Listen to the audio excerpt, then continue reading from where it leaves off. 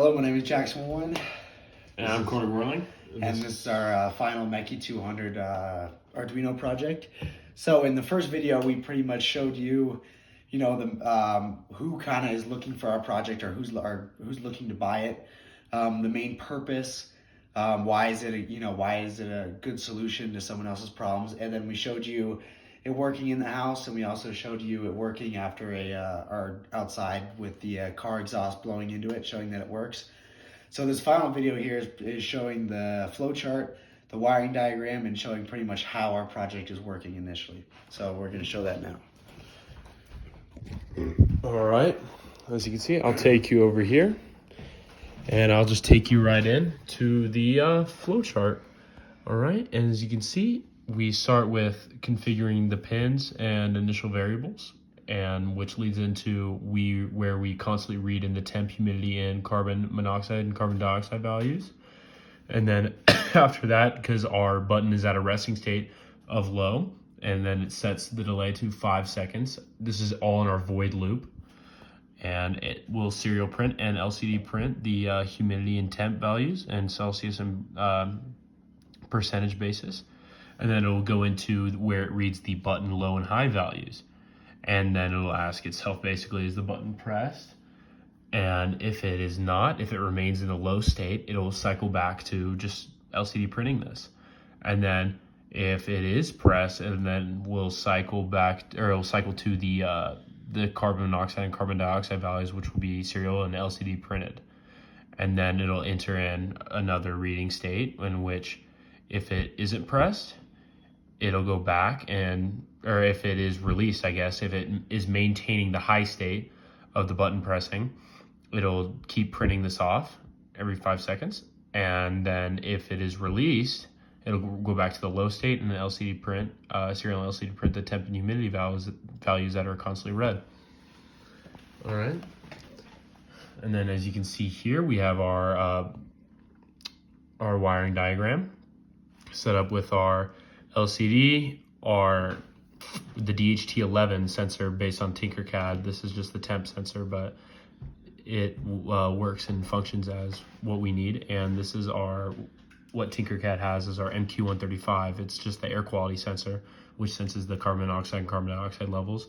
Our button with the 10 kilo ohm resistor, and our potentiometer, which can turn on and rotate the LCD screen. All connected and configured on these pins given right here. And these are for the LCD screen, and the blue is for the button, the yellow is for the DHT11, and this is configured to an analog pin. And if I mentioned earlier, the MQ135 measures the analog, it measures in the analog throughout the breadboard or throughout the circuitry, and which will output the sensor values, the carbon monoxide and carbon dioxide values. Let's show them the real version of it, like kind of like where the wiring is in the LCD. And so we got here, in the front, we got our DHT11, our LCD screen, and our MQ135. I'm reading right now, just running off the computer, but also the battery. And as you can see here, it's not as color coordinated and matched well, but we have our wires for our DHT11 going to the ground, the power, and the pin. Our LCD screen is going to the ground, the power, and the pins. And then our MQ135 sensor is going to the ground, the power, and then the analog, which obviously is the measurement tool. And then we also have our SD card reader saving in stuff and wired here currently, which will be used to measure and plot the changes. And there we are. As you can see, this mess, but here it is, an organized mess. So we also put the code on the slideshow just for you to see very easily here. So this very beginning is kind of initializing and declaring our global variables for our program here.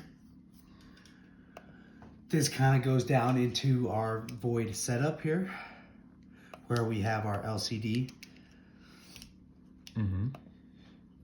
This is the very beginning of the void loop that we got going on here.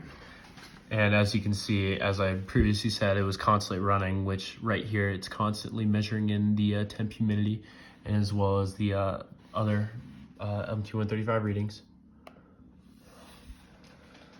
This is continuing off the void loop, going farther down. This is kind of where we have our LCD printing some of our values here. We just kind of clean this up so the LCD is kind of printing in a user-friendly way. This way, every user, if they don't have a strong background in kind of, you know, different molecules or different kind of, or like what the actual units, like what parts per million actually means, they would be able to, you know, pretty much read it very easily. Mm-hmm. And before, if I didn't say, this beginning of the if statement is if the button is being held or pressed down and high, and then the ending here, right here, where it's taking in the else, which means the button is low, which means it's not being pressed. So it'll print off our other statements. Sorry, go on. And this pretty much finishes up our void loop here, where this shows our temperature and humidity, which is pretty much the resting bit of our device over there. And it connects to our two sensors there. No. And just to show you again, our flow diagram and then our wiring diagram. All right.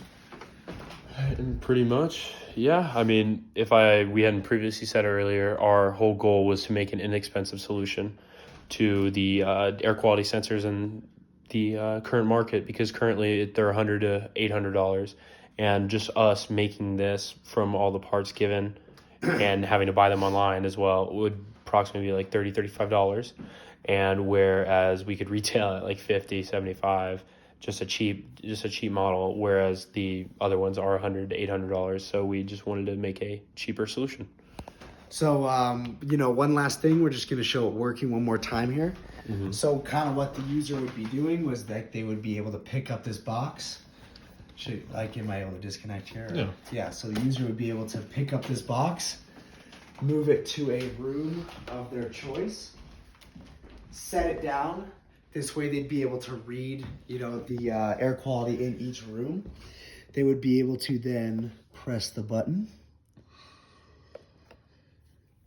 Hold down the button.